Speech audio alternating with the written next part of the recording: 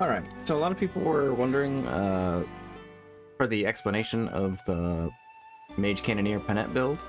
So the Mage Cannoneer class is pretty interesting in that it swaps your strength and dex stats around for calculating damage and accuracy.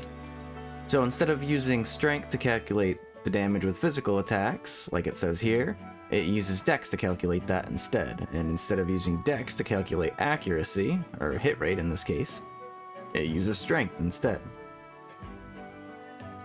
So another thing it uses, it also uses your build as well and the distance between you and your target.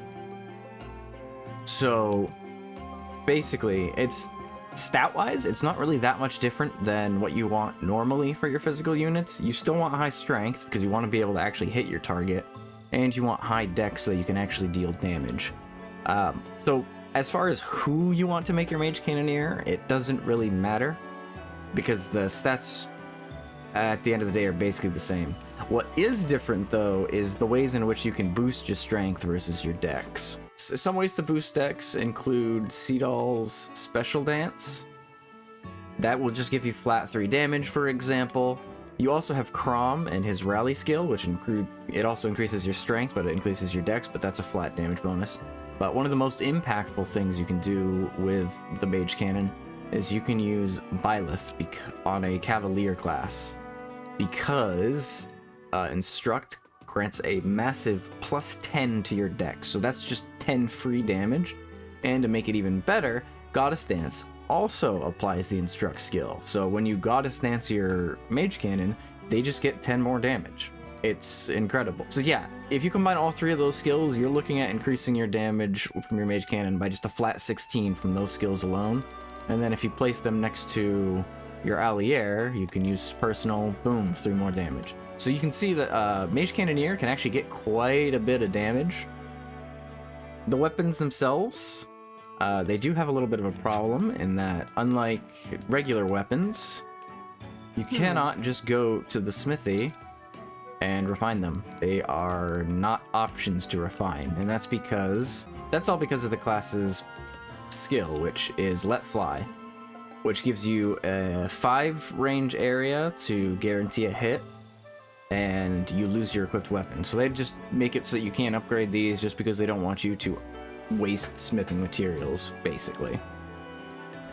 For skills, you pretty much want to use anything that increases your damage. You could also use stuff that increases your hit rate as well if you have a low strength unit but want to increase your hit rate. But keep in mind that due to the low base damage of the cannons, any skills spent for hit rate is going to adversely affect your damage. So you really want to be just stacking damage.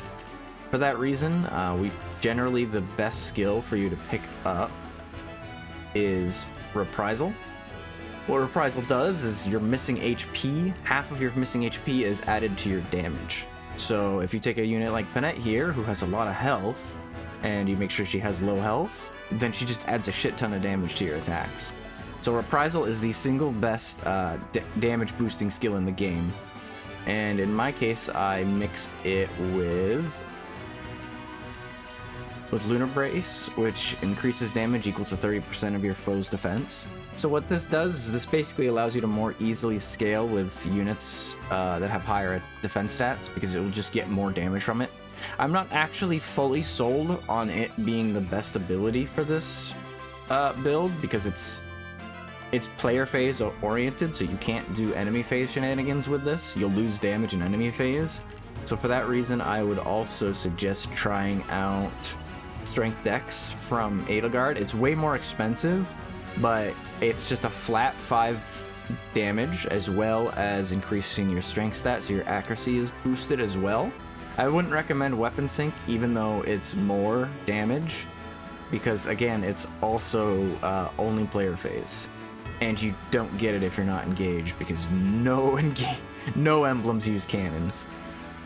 You could also run Divine Pulse to help fix accuracy issues. It's pretty cheap, and it would allow you to hit more shots that you wouldn't hit in the first place, but again, it doesn't help at all with your low damage. So if you're not hitting as hard, it's arguable you might want to just be in a different class that can hit harder, for example, because you can't double or crit with cannons. As far as the emblems you want to equip go, the most important stats are going to be HP, Strength, and Dex, because Strength again helps with your accuracy, Dex helps with your damage, and HP scale helps you get more damage from Reprisal. So for that reason, I think Roy is the best emblem you can use. He grants 10 health, which is just a flat 5 damage. He grants Strength plus 6, which helps with your accuracy quite a bit. He doesn't do anything to help with Dex, but that's okay because we get Rise Above, which grants additional levels, and as you can see, since she's armored, she gets even more HP, so she gets even more reprisal damage. When engaged, you get more strength to help with your accuracy, you get more dex to help with your damage, and then everything else is just the cherry on top. You even get more HP since your levels increased quite a bit too. So with an HP tonic and with all of these emblem stuff, so you're looking at around 90, mid-90s for your HP when you're engaged, and that just means reprisal. If you get down to 1 HP, which is a lot easier due to holdout, then that means reprisal is adding like 45 damage flat. It just adds it to every single hit you do. It's incredible. So Roy's probably the best emblem to use for this build, but another one you could try is Micaiah. Great Sacrifice sets you to 1 HP, so you can get the maximum amount of damage from reprisal right off the bat. Though you may notice that, for starters, she doesn't buff your strength or dex at all, which is really not helpful. And she doesn't buff your HP, so your overall reprisal damage, though it's easier to get, it isn't as high. You also run into the problem of your Micaiah user can't heal anyone because they're just going to restore health and lose reprisal damage. So that's really unfortunate and it kind of sucks. So I wouldn't recommend Micaiah for that reason, but if you wanted to, you could probably mess around with it. If you wanted to go to a more supportive build, you can use Corrin or Lucina. Lucina turns you into a backup unit, so you can use the massive range provided by the cannons to just get dual attacks in a huge area. Though you kind of lose out on some of the other bonuses that Lucina has, like armor bonded shields, I guess is a thing you could do, but I don't think it would be very good. And you're gonna have a hard time moving into range to use all for one, so it's doable. I might not recommend it. Corrin, on the other hand, you get Draconic Hex. You can get a long-range Draconic Hex, which is actually really nice. She also buffs your HP, so you can use this to get more damage from reprisal. I think you get something like plus 15 or so when you've maxed out the bond, so she's almost on par as with Roy as far as your damage is concerned from reprisal, so that's really cool. And of course, when engaged, you can also freeze enemies, which allows you can then just dance your unit. You can freeze a group of enemies and then let fly to just take them out the next turn, so that's also a pretty powerful strategy. You could always do the Rivals emblem, since they grant strength and dex, which helps with your accuracy, and they've got a lot of ways to boost damage. Plus a super long-range flame gambit is also pretty funny, so Rivals emblem is also an option. Personally, I still prefer Roy, but at least with Rivals, you have them the entire game once you unlock them, so that's very nice. So that's also an option if you decide to get Mage Cannon early. Lastly, Veronica, very similar to Edelgard in that you have her the whole game. The only reason why I would really suggest using her is because you'd be able to use Reprisal without having to inherit it, because it's pretty expensive at 6,000 SP. Book of Worlds is pretty good as well. You'd be able to apply those effects from super long range, and that's really nice. Level boost as well for the same reason. It's more stats, which is always nice. And then you can do all of the other usual stuff you would do with Veronica. But again, since Mage Cannoneer is not actually a magic class, they don't really benefit from the weapons. And they would rather be attacking than being the contract unit, so there's some pluses and minuses to using Veronica. I think that about covers everything I'd want to go over with a class itself. Let's go into a skirmish and then test it out. First thing I'd recommend you do is make sure you always have an HP tonic at least, and ideally a strength and a dex tonic, as they help with your damage and accuracy. They all help with your damage and accuracy, actually. I also almost forgot to mention that you can buy all of the cannons you would need to use from the armory after you unlock the class. The best ones are generally Mighty Blast does the highest base damage. It hits pretty hard. It's generally my go-to in most cases, but if you need to hit magic, you can use Eldritch Blast instead, although as you can see, it's not quite as accurate, and speed and avoid stats don't matter. There's another useful one is Piercing Blast that ignores defense and res. It has a much lower base damage, as you can see, so it's not always useful in most cases. It's generally only used against armors who have high base defense. So you would just generally switch between these two for whatever you need to hit. There's also several different kinds of effective damage cannons. We get one for armor, we get one for cavalry, we get one for worms and corrupted. Generally, the Holy Blast is the best effective one, since by the time you get a Mage Cannoneer, odds are good that most of your enemies are corrupted at that point, and you really only need the one effective type. Though you can always use an enchanter to grant effective against corrupted, and then use one of these other ones for even more damage against that particular kind.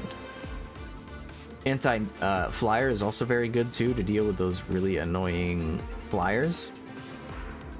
There's also all of these supportive ones that inflict various ailments. These can all be useful on some builds, like anyone that uses Corrin that can inflict a status and then also Draconic Hex. That would be a really good strategy, but since we're just focused on one-shots, we don't really need those here.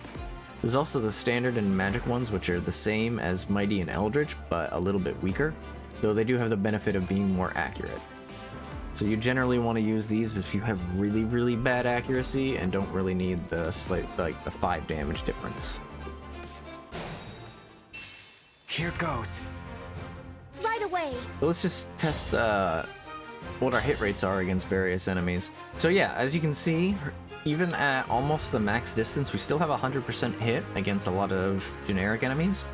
Once we get to enemies that are a little bit faster, the hit starts to go down quite a bit. And you can alleviate this, of course, by moving closer to your target. Now I should have, yeah, I have close to 100%. So you can see that distance really does play a pretty big role in your overall accuracy, and that's why you need such a high strength stat even still. Generally though, the first thing I do is I engage, and then we just start by hitting as hard as we can.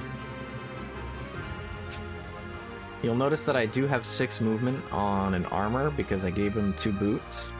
You might decide, I think 1 boots is probably fine, but 2 boots if you want to commit to the strategy. But anyway, I tend to Blazing Lion with with Binding Blade right off the bat, because the Binding Blade grants us additional defenses, and is also 1 to 2 range, so we can counter pretty much everything. We can't be broken, and we'll get more damage as we do reprisal, so we should be able to use this to get into good reprisal range I won't lose. and start dealing a lot of damage.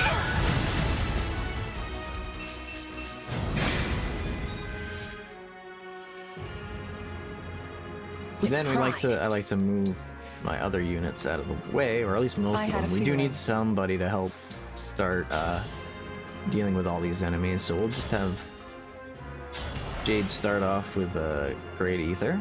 Whatever and then you we'll move say. everybody else out of range of the opponents. That way everybody goes after Ready for anything. Annette. Shall we dance? And we also want our dancers and contract user all together so that we can use as much actions as possible in one go. So now let's just see how she survives enemy phase.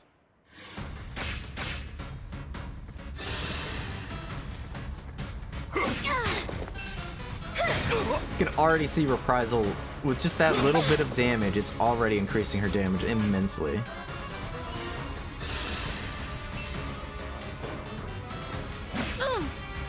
As you can see, now we're already at the point where we one-shot.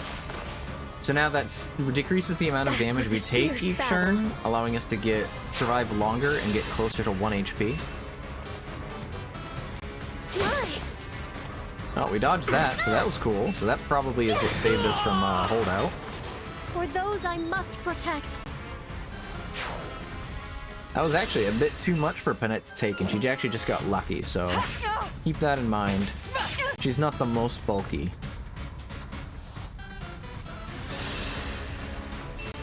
But now we're gonna proc hold out, so now we're gonna get the max damage on the next turn.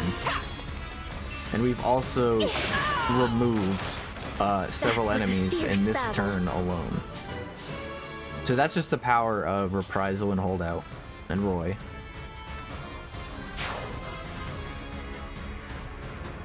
Now if we just move ourselves closer to all of our allies, we can just take a look at how much damage we're doing with everything now.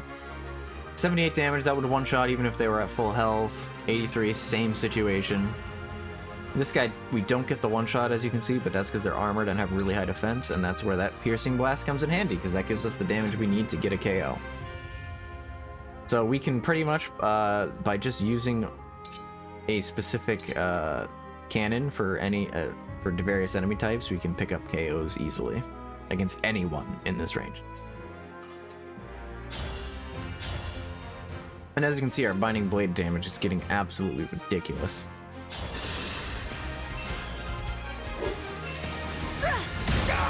For those I must protect. And now we can start doing multi-dance, multi-action shenanigans. We'll dance Panette to allow her to move again. Wonderful. And then position Seadoll nearby so that he can assist. We'll take out this armor real quick.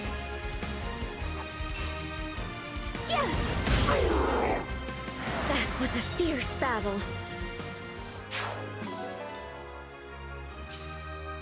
I don't remember if you can use Contract multiple times. I don't think you can. So I'm not going to worry about where they're in range.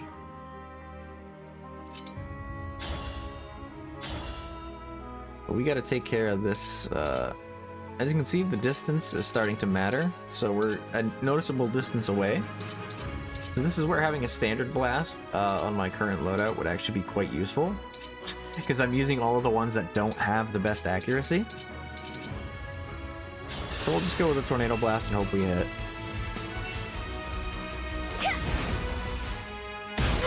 And we got it. So Panette has some of the best accuracy because she just has really great strength. Otherwise, you might, again, have to sacrifice one of these damage abilities to boost their accuracy, which can be a problem. And now we can see the damage really skyrocket by Goddess Dancing. Allow me to demonstrate.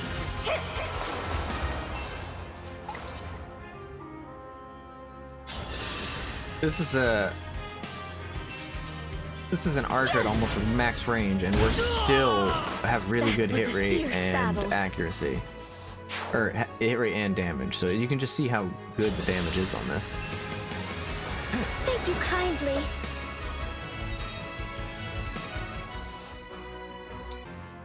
As you can see, we're getting over 100 points of damage now with an effective type. At this point, yeah, Lunar Brace wouldn't be particularly necessary, but in some instances, like against bosses, it does start to be necessary.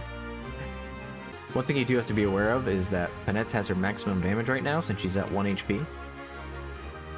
But since I've placed her right next to Seadoll, his personal will activate, and he'll actually restore some of her HP at the start of the next turn. So her overall damage will be a little bit lower. However, this does have a nice little bonus of it allows us to use Holdout again. So now we can leave her in range of an enemy, and it won't matter because she'll survive no matter what. So just something to keep in mind.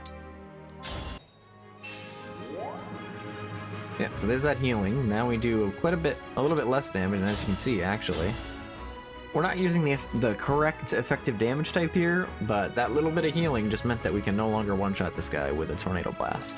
So instead we use a Mighty Blast, and we still pick up a KO. Because Lunar Brace adds about, like 10 damage there. So it actually is necessary to picking up that KO this time. We'll actually use Jade to split the aggro for a little bit while we take out some of these other enemies. That was a fierce battle.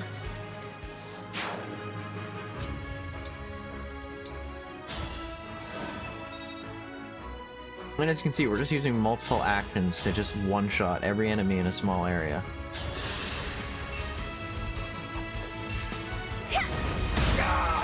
For those I must protect. We have pretty good accuracy, even at, like, almost max range. So that's really nice. Simply wonderful. Now I'll move Seed a little bit away so we can stay in range. And this is where we actually get to have a little bit of fun, because I can plop Panette in range of the enemy. Then I can equip the Binding Blade again. And what'll happen is this enemy will see a KO against Panette. Because she has a little more than full health and holdout, she'll survive, and she'll be able to kill next turn. Now holdout will proc, but we'll still one-shot. So now we've opened up some new enemy phase options too, with some passive healing options. Anyway, we'll just park ourselves right next to Allier. We'll pick up a KO on this guy. One thing to keep in mind is the closer you are to allies with support, the better your accuracy will be. And that's one of the reasons why I'd always recommend A-supporting your Mage Cannoneer with Allier, so that not only does he help with their damage, but he also gives them a pretty nice accuracy boost.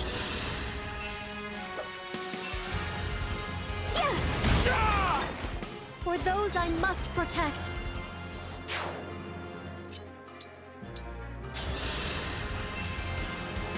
Thank you kindly.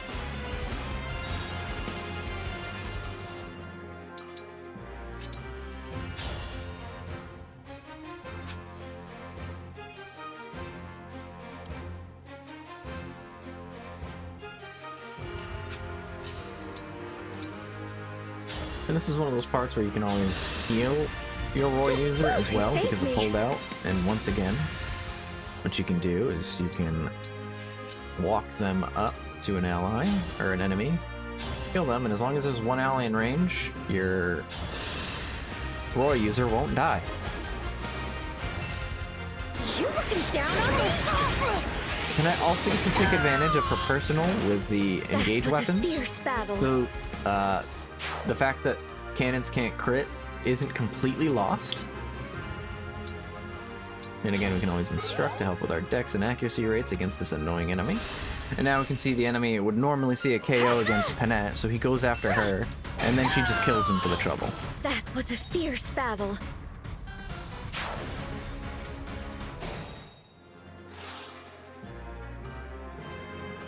And now, on the next turn, we can just walk over and kill this last enemy. Look at that, we got a 100% chance to kill a Wolf Rider in the air. So we can use that to guarantee a KO here.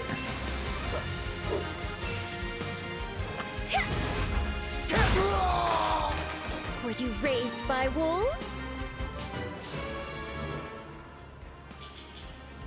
And that's it. So hopefully you can see now why Mage Cannoneer with the right skills and unit is actually quite busted and really strong, because we were able to take out an entire skirmish in 5 turns because of just how much range and how much damage Panette could do. Thanks, and see you around.